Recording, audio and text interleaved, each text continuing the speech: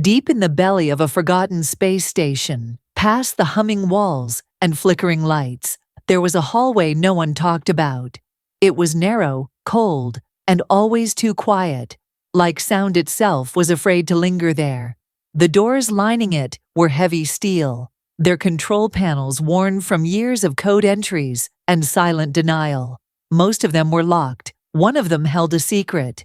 Elias Rani had been working maintenance on the lower decks for 3 weeks. He was a quiet man, not cold, just careful. He had learned a long time ago that quiet people survived longer in places like this. Galactic Union research stations weren't built for kindness, they were built for results. He was just supposed to fix a failing energy conduit. That was all. Replace a few fuses, recalibrate the biotemp regulators, report back. But something had drawn him deeper. Maybe it was the flickering light. Maybe it was the hum behind the wall that didn't match the rest. Or maybe, just maybe, it was instinct. He found her behind a wall of glass. At first, he didn't understand what he was looking at. The room was bright white, too clean. A sterile box lit by overhead panels that never turned off. In the center, on a floating medical platform, lay a figure, not human, but not beast.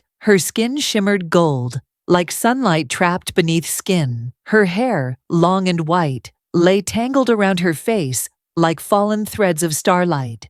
Her arms and legs were strapped down with glowing restraints that pulsed faintly every few seconds. She didn't scream. She didn't fight. She simply stared at the ceiling, with eyes that looked like they had forgotten how to blink. Elias stepped closer. She blinked. Just once. Her eyes moved, slowly, cautiously, and found his.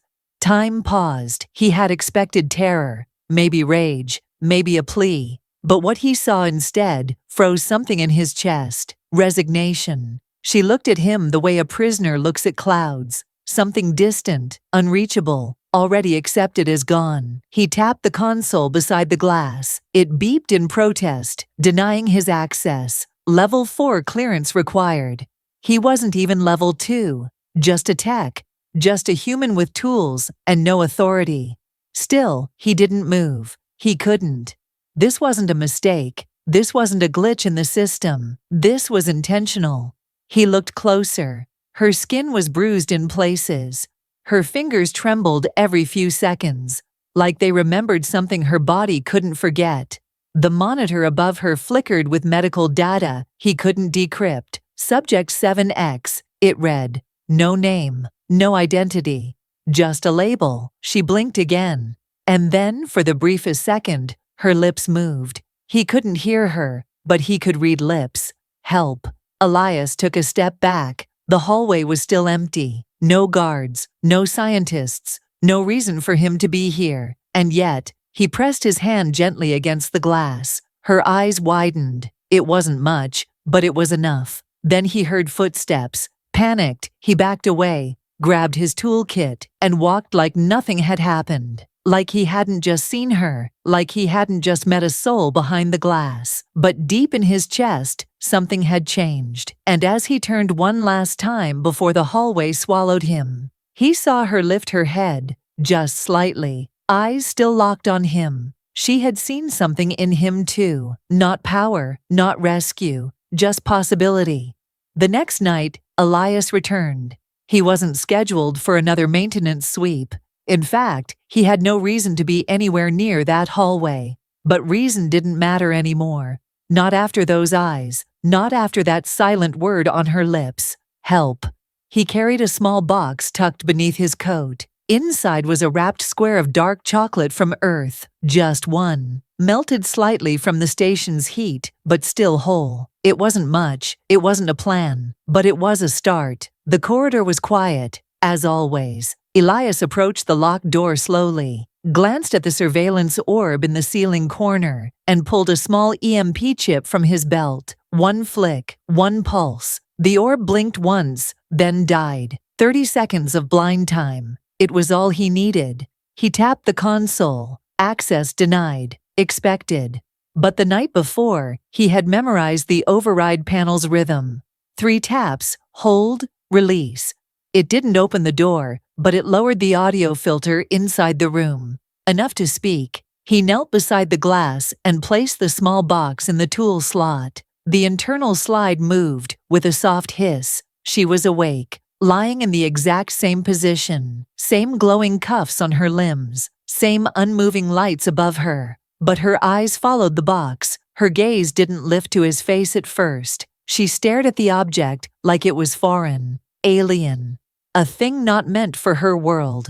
He whispered through the slot, "This is from Earth. It's sweet. Software, no pain, just comfort." She blinked. No reaction. Then her hand twitched. Slowly, with effort, she reached out and took the small silver-wrapped square. She brought it to her nose first, like someone remembering a dream from childhood. Then she bit it, just a sliver. Her lips parted. Her eyes filled, not with fear, not with pain, with memory. Tears slipped down her cheeks, quiet and unannounced. Elias looked away, not out of shame, but out of respect. When he looked back, her eyes were on his. Still no words, but no silence either. Not really. He pressed his hand gently to the glass again. This time, she did the same. Skin to skin, separated by inches of unfeeling material. But in that moment, it didn't matter. "I'm not like them," he whispered. She said nothing. He turned to leave. Halfway down the corridor, her voice reached him. A whisper, cracked and low. "Lyra." He froze, turned. She looked at him, fragile and afraid. But also something else. Present. Alive. "My name," she said, breath like ash, "is Lyra." Elias nodded, his chest tight. "I'm Elias." Then he smiled. "I'll come back." She didn't smile. But her hand stayed on the glass, and her eyes stayed on him long after he vanished into the shadows. 2 weeks passed. Elias visited every night, always during the lowest surveillance cycles, always slipping past with practiced silence. Each time, he brought something small, a music chip from an old Terran piano sonata, a hand-drawn sketch of Earth's moon, a single seed from a flower that no longer bloomed back home. And Lyra, still bound, still bruised, received them all like sacred gifts. She had begun to speak more. Not much, just fragments. Her voice was sanded down by silence and pain, but it carried weight when she used it. "Why do you come?" she asked one night. Elias sat on the floor, outside the glass, back against the wall, knees bent. "Because no one else does," he answered. She tilted her head, hair falling like starlight over her shoulder. "Pity." "No," he said, voice low. "Pity dies fast. What I feel, it stays." Lyra looked down at her hands, still trembling, still wrapped in glowing restraints. "They will reset me soon." Elias's breath caught. "Reset," she nodded. "Every 92 cycles. If we do not yield what they want, they clear, memory, self, start again." He felt sick. "You mean they erase you?" "Yes." She said it like it was a weather report, a truth baked into her bones, something she had accepted. "How many times?" Elias asked, his voice shaking. Lyra stared at the ceiling. "I do not know." He stood suddenly, pacing. "They can't. No, that's not science. That's slaughter." Lyra didn't react. "They told me I was the 9th, she said softly. "But I remember things I should not. Maybe from the others, or maybe from before." Elias pressed his hands into his hair, fists tightening. "That's it. I'm done watching this." He turned to the panel, eyes searching for access ports, internal overrides, anything. But Lyra's voice stopped him. "Please." He looked at her. "I do not want them to hurt you too." Elias stepped forward. "They already do, every time I walk away." The silence that followed was not empty. It was full of broken truths. "I am not strong," Lyra whispered. "I stopped fighting because it made them angry. The more I screamed, the more they tried." Elias crouched beside the glass. "You're still here. That's strong enough." She stared at him for a long time. Then, quietly, she asked, "If I leave this place, would I still be me?" His breath caught. "Yes," he said. "You'll be more you than they ever let you be." That night, when he returned to his bunk, Elias didn't sleep. Instead, he opened a restricted directory on his console. He hacked his way into the security logs, found the patterns, power reroutes, access lulls. He mapped them, timed them, 23 seconds. That was his window. During the next system-wide sync, all internal doors would momentarily reset to neutral status, just once, not enough to run, but enough to open. He closed the terminal, looked at his hands, then whispered to the dark, "You're not going to forget again." The plan wasn't perfect, it was barely a plan.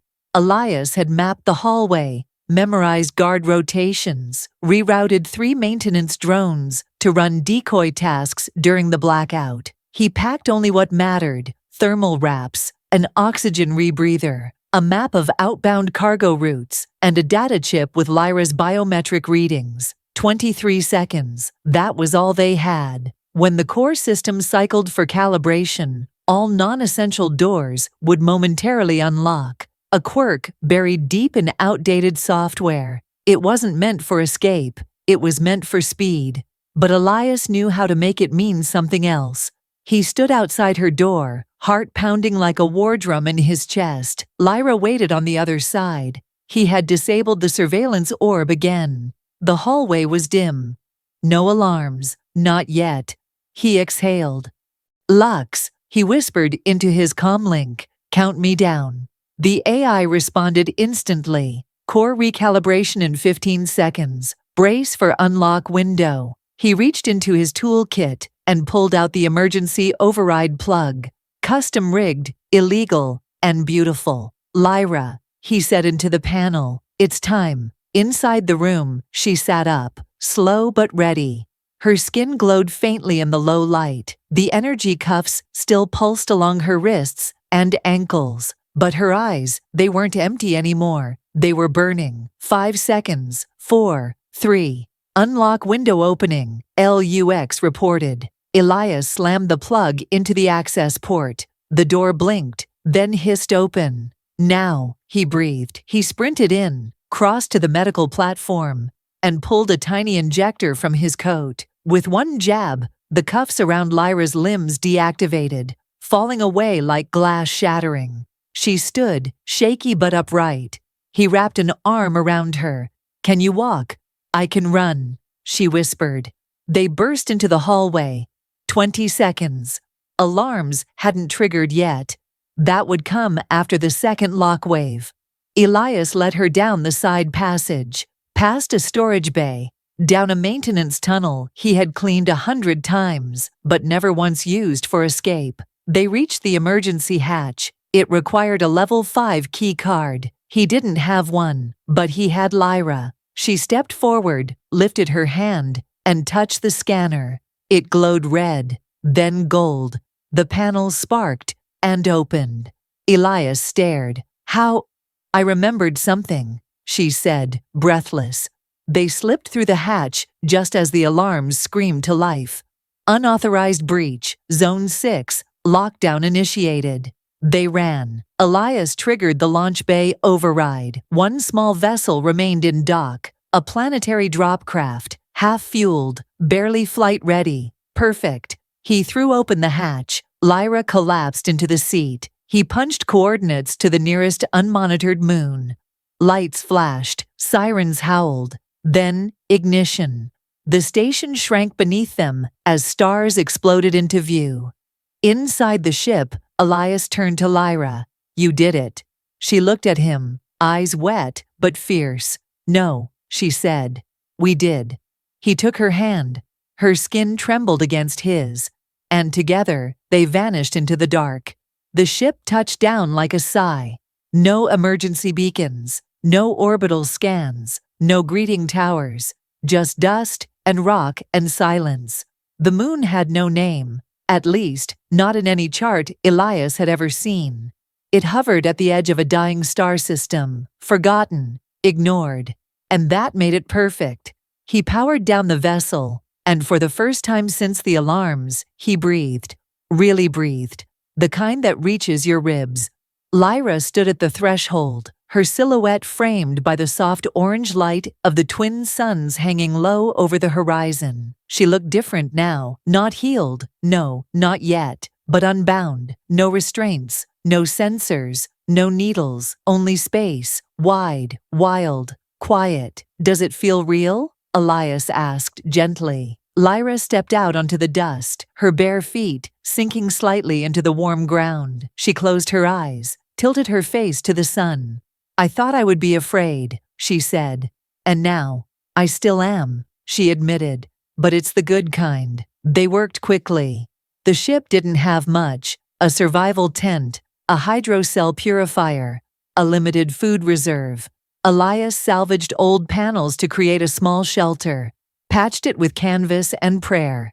He had never built a home before, but maybe this didn't need to be perfect, just safe. Lyra helped. She still moved slow, her muscles stiff from years in confinement, but her hands were steady. She didn't ask questions. She didn't shrink. She chose. And with each day, she reclaimed herself. She began to hum, just small sounds at first, echoes of a song no one else knew. Sometimes, at night, she would walk alone, head tilted to the sky, whispering to stars that didn't answer, but listened. Elias watched her from a distance, never interrupting, until one night she came to sit beside him. Tell me about Earth, she said. He smiled. Earth is messy. Good messy. Both. He told her about rainstorms that lasted all day, about the sound of leaves under boots, about chocolate that melted in your pocket and never tasted right after, about books with cracked spines and cities that never slept, about the moon that never changed and the sea that always did. Lyra listened with eyes wide as new skies. I want to see it, she said. You will, he promised. They sat in silence after that, the fire between them casting soft shadows. She leaned her head against his shoulder, and he didn't move. The stars stretched overhead like scars on a healed wound. Later, Lyra looked down at her hands. They hurt me, she said quietly. Elias didn't speak. But when I was with you, even in the cage, it didn't hurt the same. He turned to her. She met his eyes. I don't know what I am anymore, she whispered. You're free, he said. Free is hard. Yeah, he agreed. But it's yours. And in the morning, she laughed for the first time. The sound was thin, shy, but real. And for Elias, it was the loudest thing in the galaxy. The wind on the moon was gentle, but never still. It carried the scent of rock, dust, and dry space, a smell Elias had grown used to. He was stacking solar plates on the eastern ridge when the first static buzz echoed through his old comms unit, faint, garbled, but familiar. Too familiar. Lyra heard it too. She froze mid-step, eyes narrowing toward the sky like she could feel it before it came. Then came the hum, low, mechanical, measured. A ship. Elias ran to the ridge. A black shape broke the sky, sleek and fast, leaving a trail of blue fire as it descended. No insignia, no color, just one thing marked its hull. A silver triangle with 3 scars slashed through the center. Bounty code. His gut turned. We need to run, Elias said, grabbing Lyra's hand. But she didn't move. No, she said softly. We hide, we lose again. The ship landed with a hiss. Dust spiraled, a loading ramp dropped, and he stepped out, 7 feet tall, face hidden beneath a black visor, armor plated and scarred, a shock rifle slung across his back. He didn't speak. He didn't need to. The blinking beacon on his gauntlet told them everything. Target, Lyra, 7X, retrieval, alive. He took 1 step forward. Lyra did too. Stay behind me, Elias warned, stepping in front. But Lyra touched his arm. No, she said, let me. She walked forward slowly. The bounty hunter raised a scanner. It beeped once. Confirmed. Subject verified. Stand down, he said. I'm not your subject, she replied. He raised the rifle. Elias shouted, Lyra. But she was already glowing. Not afraid. Awake. Her skin pulsed golden, veins of light racing down her arms, across her fingers, into the ground. The air trembled, the rocks shook, the hunter fired. The bolt hit a shield of energy inches from her chest and vanished like mist. She didn't flinch. Instead, she stepped closer, voice low and steady. "You came to take me back." The hunter said nothing. "But I'm not yours." She raised her hand. A wall of light exploded outward, knocking him off his feet, sending the rifle flying. He scrambled up, tried to draw a backup weapon, but the earth cracked beneath him, pinning him to his knees. Elias ran to her, eyes wide. "What are you doing?" Lyra looked at him. Her eyes were calm, clear. "I'm choosing." She turned to the bounty hunter, now struggling to rise. "You don't get to erase me," she said. "Not again." And she let him go. The ground stilled. The energy faded. The hunter looked up, stunned, not beaten, spared. He stood, slower now, eyes unreadable behind his visor. "Why?" he asked. "Because I want a world that's different," she replied. He stared for a moment longer, then turned and left. The ship lifted off in silence, vanishing into the clouds. Elias exhaled shakily. "You could have ended him." "I could have," she said.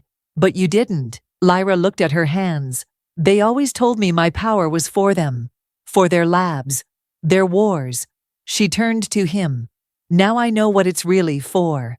They stood in silence as the sun dipped low, casting long golden shadows across the dust. Then Lyra smiled, and somewhere far away, something old and cruel finally ended. The bounty ship never returned. Weeks passed on the quiet moon. The stars moved slower here, as if the sky itself had exhaled.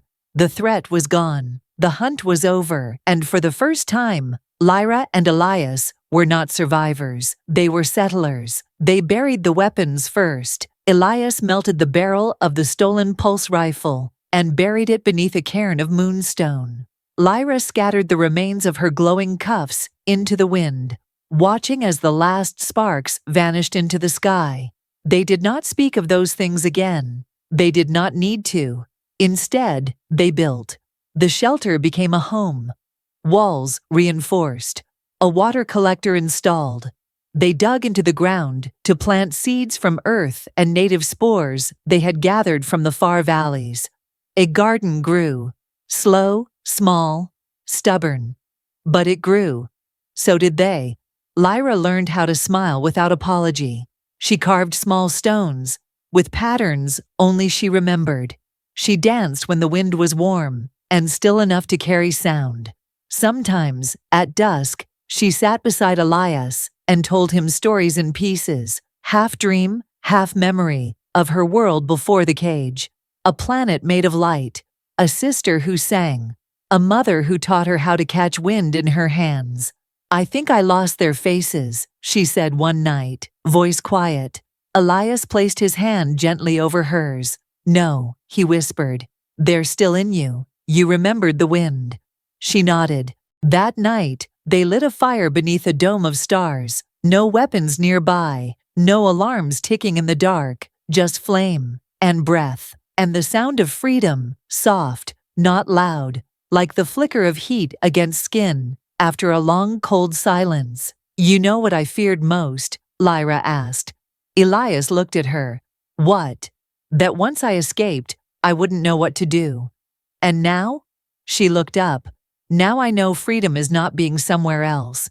It is being someone else. It is waking up and not needing permission. It is dancing with your feet in the dust and no tracker on your spine. It is planting seeds that no one will sell. It is laughter that does not hurt your throat. It is sleeping without bracing for the shock. It is you," she whispered. Elias blinked. "I didn't just find peace," she said. "I found it with you." He didn't answer. He just reached forward, took her hand, and held it tight. And for once, the silence didn't need filling. The next morning, Lyra woke to birdsong. Not from Earth, not from any database, but born right here, in the garden they made. Life had found them, not because they fought for it, but because they finally let it in. Years passed, though no one kept count. Time moved differently on the moon with no name. Seasons came, not with snow or leaves, but with wind that smelled sweeter, and nights where the stars seemed closer. The garden became a grove. The home, once a shelter, now stood tall with walls of stone and beams carved by hand. And in the middle of it all, a child ran barefoot through dust and light. His name was Nico. He had Lyra's glowing skin, though softer, like morning sun on glass. He had Elias's quiet eyes, the kind that noticed things before words arrived. When he laughed, it echoed across the valley like music the world had forgotten. He didn't know cages. He didn't know what it meant to be labeled. He only knew stories. His mother told him about a planet made of crystal, where light bent through trees like waterfalls, and people spoke with colors. His father told him about Earth's storms, how they roared and wept at once, how they cleaned everything without asking. But neither of them told him what came before, not yet. Until one day, Nico found a shard buried beneath the garden, a piece of smooth glass, still humming faintly with energy. He brought it inside, held it out. "What is this?" he asked. Lyra stared at it for a long time. She took a breath. "It's part of who I used to be," she said. "Before me?" he asked. "Long before. Were you scared then?" "Yes," she said. "Every day. And now?" Lyra smiled. "Now I am free." Elias placed a hand on her shoulder. They sat together, the three of them, beneath the wide sky. And when Nico asked, "What's a lab?" Lyra answered gently, "It's a place I escaped." Then she looked at Elias. "And he's the reason why." That night, they lit a fire not out of fear, but tradition. They told Nico the truth about cages and silence and second chances. They told him not so he would fear the past, but so he would cherish the present. Because freedom is not the absence of danger. It is the choice to stay when running is easy. It is holding hands under stars and saying, "I see you and I am not afraid." It is building what no one gave you. It is raising a child who never learns the word experiment, just home. The wind moved through the trees, the stars blinked, and somewhere far away, in a place filled with sterile lights and locked doors, a file marked Subject 7, X, blinked red. Missing, still missing, forever missing, and never to be found. Because she had been found already, not in data, but in love. What would you teach a child if they never knew fear? Would you tell them the truth or let them dream? Tell us in the comments how you would raise a soul born from pain and reborn in peace.